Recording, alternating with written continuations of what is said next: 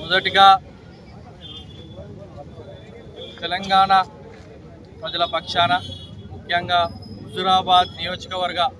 ప్రజల పక్షాన, కాంగ్రెస్ పార్టీ పక్షాన మా నాయకుడు కాబోయే భారతదేశ ప్రధాని గారికి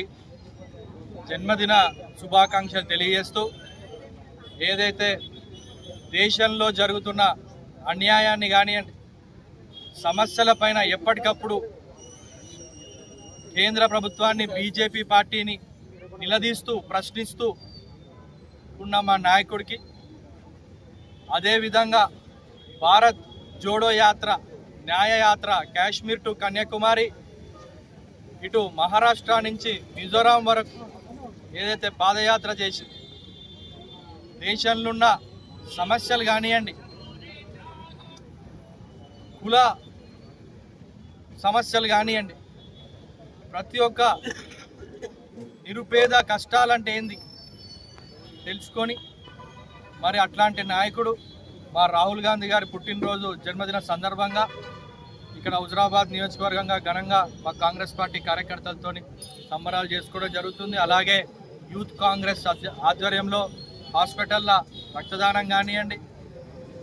పళ్ళ పంపిణీ కార్యక్రమం చేసుకొని, ఏదైతే ముఖ్యంగా చెప్పాల్సింది ఏంటంటే, ఏదైతే మా తెలంగాణ రాష్ట్రంలో దేశంలో